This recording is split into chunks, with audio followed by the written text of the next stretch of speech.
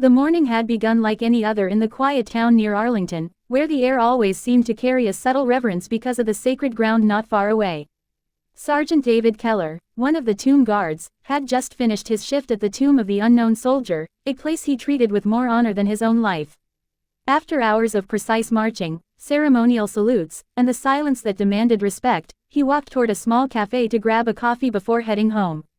Dressed in his civilian clothes but carrying himself with the unshakable discipline of a soldier, David was the kind of man who never sought attention but inevitably drew it.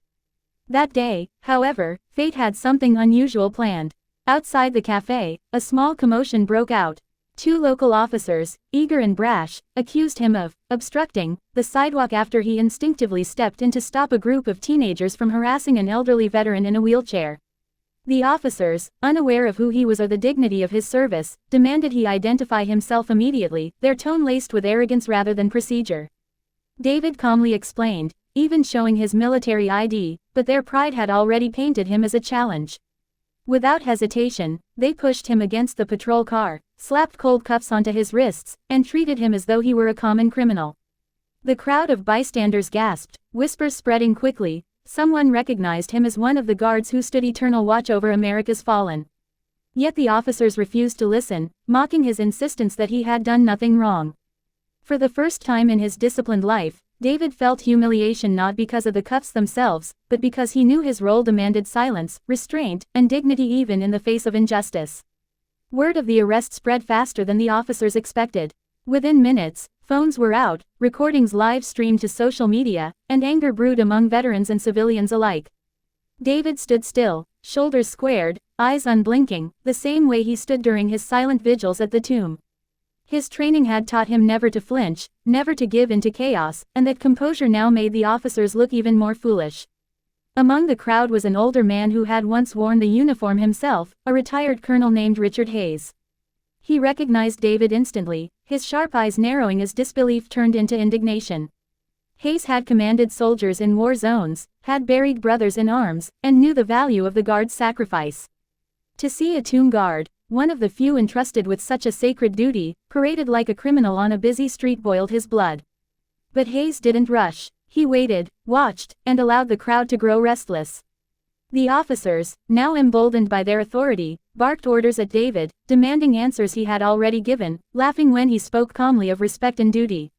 Hayes stepped forward at last, his voice steady yet carrying a thunder that silenced the chatter around him. "Do you boys even know who you've put those cuffs on?" he asked, his presence cutting through their arrogance like a blade.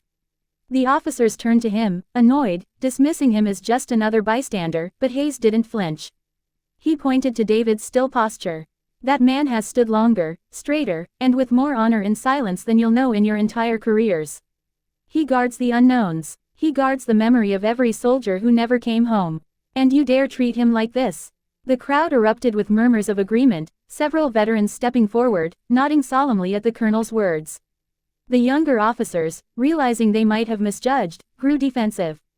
"He resisted our orders," one snapped. Hayes' laugh was sharp and merciless. "Resisted? Look at him. That man doesn't resist, he endures. He could break free of those cuffs with a twitch if he chose, but he's showing you more discipline in silence than you're showing in your so-called authority." David remained motionless, his eyes locking with Hayes for a brief moment, an unspoken recognition passing between soldiers of different eras. The colonel turned to the officers again, his voice rising, not in anger, but in righteous command. "Do you even realize what happens every day at Arlington? Do you understand the oath, the precision, the sacrifice required to earn that badge on his chest?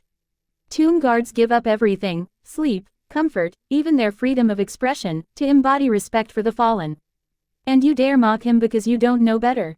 Shame on you." The crowd clapped, cheered, and shouted for the officers to release him, their voices swelling like a wave. Yet the officers hesitated, pride still chaining them, unsure whether to stand down in front of the colonel and the people. Hayes stepped closer, his face just inches from the younger officers.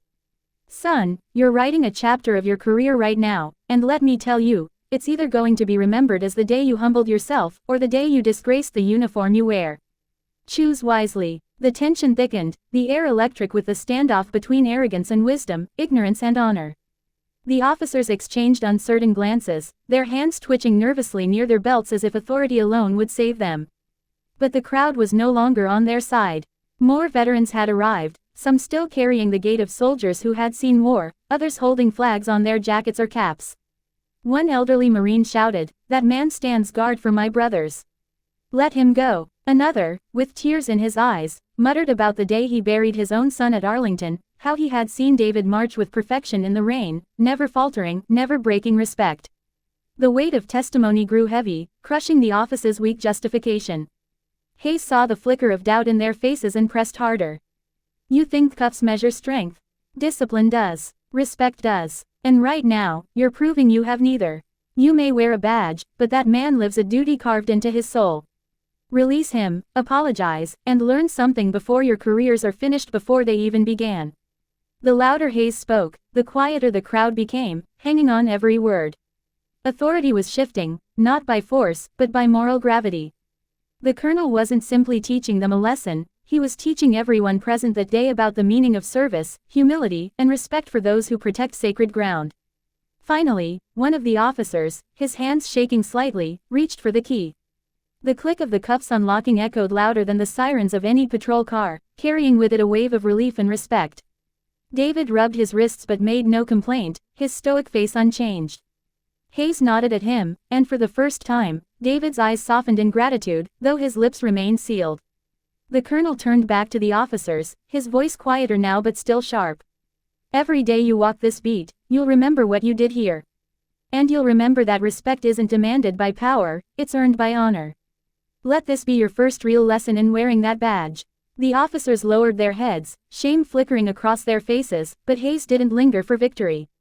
Instead, he turned to the crowd and simply saluted David, a gesture that carried the weight of every fallen soldier, every battle fought, and every moment of silent watch.